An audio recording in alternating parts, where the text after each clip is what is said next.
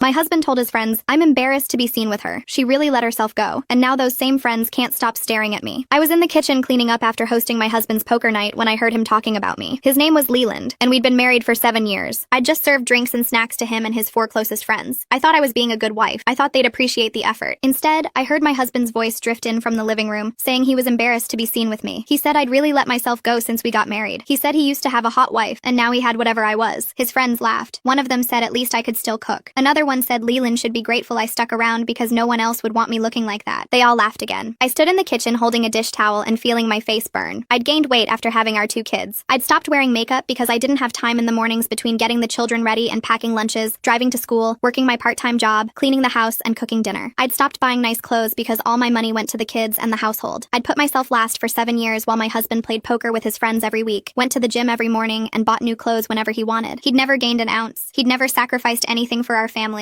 And now he was sitting in my living room telling his friends I was an embarrassment. I didn't confront him that night. I didn't cry or yell or throw the dish towel at his head. I just finished cleaning the kitchen and went to bed early. When he came upstairs later, he didn't even notice anything was wrong. He never noticed anything about me anymore. The next morning, I made a decision. If my husband wanted a wife, he wasn't embarrassed by then, I would give him exactly that. But not for him, for me. I started waking up an hour earlier every day to exercise before the kids got up. I found workout videos online and did them in the living room while everyone slept. I started meal prepping on Sundays, so I had healthy food ready for the week. I stopped eating the kids' leftover chicken nuggets and started eating salads and lean proteins. I lost 5 pounds in the first month, then 10, then 15. By month 4, I'd lost 30 pounds, and my old clothes were hanging off me. I went shopping for the first time in years and bought things that actually fit. I bought dresses, heels, and clothes that made me feel like a woman instead of just a mother. I started doing my hair and makeup again. I watched tutorials online and learned techniques I'd never tried before. I experimented with styles until I found looks that made me feel beautiful. My husband noticed eventually. He came home one day and did a double take when he saw me in a new dress. He asked where I was going. I said nowhere. He said I looked nice. I said thank you. He just went back to watching TV as if nothing had changed, but everything had changed. I kept going. I wasn't finished yet. I joined a gym and hired a personal trainer twice a week. I started getting my nails done and my hair professionally styled. I invested in skincare and learned how to take care of myself in ways I'd neglected for years. By month 8, I was unrecognizable from the woman who'd stood in the kitchen listening to her husband call her an embarrassment. I was fit and confident and glowing with the kind of energy that comes from finally putting yourself first. The first test came at Leland's company picnic. I wore a sundress that showed off my new figure and heels that made my legs look a mile long. I'd done my makeup perfectly, and my hair was styled in loose waves. When we arrived, I watched Leland's face as his coworkers noticed me. His boss walked over and asked who the lovely lady was. Leland said it was his wife. His boss looked surprised and said Leland was a lucky man. 3 other men came to introduce themselves to me throughout the afternoon. They brought me drinks, asked about my interests, and complimented my dress. Leland stood off to the side, watching with an expression I'd never seen before. He was jealous. He was insecure. He was experiencing exactly what he'd made me feel for years. The second test came at his next poker night. His friends arrived and I served drinks like always. But this time, they couldn't stop staring. The same men who'd laughed about how no one else would want me were now tripping over themselves to compliment me. One of them told Leland he was lucky his wife had gotten even hotter with age. Another one asked how Leland had managed to land someone like me. The third one just kept looking at me like he couldn't believe what he was seeing. Leland didn't laugh this time. He told them to focus on the game. He was tense the entire night and barely spoke to me when they left. The third test came at his work holiday party. I wore a red dress that fit like it was made for me. I'd spent 2 hours on my hair and makeup. When we walked in, I felt every eye in the room turn toward us. Women looked envious. Men looked interested. Leland's coworkers whispered to each other, and I heard one of them say she didn't know Leland's wife was so beautiful. Another one said Leland must have married up. Someone else said he didn't deserve her. That last comment made Leland's face turn red. Hashtag, he stayed quiet the entire drive home. His jaw was tight and his knuckles were white on the steering wheel. We pulled into our driveway and he cut the engine. Then he exploded. He twisted in his seat and started yelling about how I'd embarrassed him in front of his entire company. He said I was flirting with his coworkers. He said everyone was staring at me and whispering. I let him finish. Then I asked him how it felt to be embarrassed by his spouse in front of people who mattered to him. His mouth opened, but nothing came out. I watched the realization hit him. I watched him understand that this was exactly what he'd done to me 8 months ago when he told his friends I was an embarrassment. He didn't apologize. He just got out of the car and went inside. The next week, Leland started watching everything I did. He'd suggest I wear something looser. He'd mention maybe I was working out too much. He told me I should skip his next poker night because his friends might feel uncomfortable. Every suggestion was designed to make me smaller again. Every comment was meant to dim the light I'd worked so hard to turn back on. I refused every single one. On Thursday night, I told him we needed to talk. I said I spent 7 years making myself invisible for this family. I said I hid in the kitchen while he laughed about me with his friends. I said I gave up everything that made me feel like a person. I told him I was never going back to being that woman. He said he was just worried about me. I cut him off. I said he didn't care about my health when I was eating leftover chicken nuggets and wearing clothes that didn't fit. He only cared now because other men were looking at me. He didn't have an answer for that. Leland's poker night came around despite all his suggestions. I got dressed in fitted jeans jeans and a flattering top instead of my old oversized sweatshirt. When his friends arrived, I watched their faces change. Wyatt couldn't stop looking at me. Giles kept glancing every few seconds. Amos made some comment about how Leland was lucky. After they left, Leland accused me of deliberately trying to seduce his friends. I reminded him these were the same men who said no one else would want me. I said now they couldn't take their eyes off me, and that said more about them than it did about me. He didn't have an answer. The next morning, he came downstairs with flowers. He said he wanted to take me on a date night like we used to do. I agreed because I was curious. I wanted to know if he was capable of seeing me as a person, instead of just an accessory getting too much attention from other men. At dinner, Leland was attentive and charming. He told me I looked beautiful at least 5 times, but something felt wrong. Everything felt rehearsed. He kept mentioning how beautiful I looked, but he never once asked how I felt. He never asked what I wanted or why I decided to transform myself. He never asked if I was happy. The whole night was about him showing me he could be a good husband now that I looked the way he wanted. The next day, I asked if he remembered what he said to his friends 8 months ago. He said he was just venting, that guys say stupid things when they're drinking. He said I was overreacting by holding on to it for so long. Something shifted inside me. It wasn't anger. It was clarity. He was dismissing the pain he caused me like it didn't matter. Like 8 months of transforming myself meant nothing because he'd been drinking when he humiliated me. I realized something important. This entire transformation was supposed to make him see me again. But now that he did see me, I didn't actually care about his validation anymore. I'd found something more valuable in myself. Confidence and strength and the ability to put myself first. His opinion didn't matter the way it used to. I enrolled in an online business course I'd been curious about for years. I reconnected with old friends. I started planning what a career restart might look like. Leland noticed my growing independence immediately. He started coming home earlier. He volunteered to help with the kids more. He kept asking what I was doing on my laptop. One afternoon, my phone buzzed with a message from Giles, one of Leland's poker friends. He asked if I'd like to get coffee sometime. I took a screenshot and handed Leland my phone without saying anything. His face went pale. He asked if I was going to meet Giles. I said no, but that wasn't the point. The point was that other men were interested, and he needed to figure out why that bothered him so much. That night, Leland came into our bedroom. His hands were shaking. He said he was terrified of losing me. He said he knew he'd been a terrible husband. Tears started running down his face. For the first time, his emotion felt genuine rather than manipulative. He wasn't trying to guilt me or control me. He was just scared and finally being honest about it. I told him I didn't transform myself to punish him or attract other men. I did it because I lost myself completely in being his wife and the kids' mother. I needed to remember who I was as an individual person. He asked what he could do to fix our marriage. I said I needed him to go to therapy, both individually and with me as a couple. The problems between us went deeper than his cruel comments. We had fundamental issues with how we treated each other. He agreed immediately. The next day, he called 3 different therapists. Over the next several months, Leland did genuine work on himself. He went to his individual sessions every week and never missed one. He started taking on real responsibility with the kids and household. He did school pickups and cooked dinner twice a week. He stopped trying to control what I wore or who I saw. He stopped making comments about my appearance or asking where I was going when I left the house. Our couples sessions helped us learn how to communicate without attacking each other. We practiced having difficult conversations where we both felt heard. It wasn't perfect, but we were making progress. I finished the business course 6 months later and passed the final exam with a score high enough to surprise even myself. My first client came through a referral from someone I'd worked with before the kids were born. She needed help restructuring her small marketing department. Within 3 months, I had 6 regular clients and was making more money than I'd earned at my old part-time job. Leland stepped up without me having to ask. He did morning school runs so I could take early client calls. He cooked dinner on nights when I had evening meetings. He never complained or acted like he was doing me a favor. 2 years after that poker night, when I heard him call me an embarrassment, everything had shifted. I had my business and my independence. Leland had done real work in therapy and become someone who actually listened and treated me like an equal. We still had disagreements where old patterns tried to resurface, but now we caught ourselves and corrected course. We talked about our feelings instead of letting resentment build. Our marriage wasn't some fairy tale. It was honest and real and required constant effort from both of us. But it was ours, and we'd built it together through hard work and genuine change. That felt better than any revenge ever could have.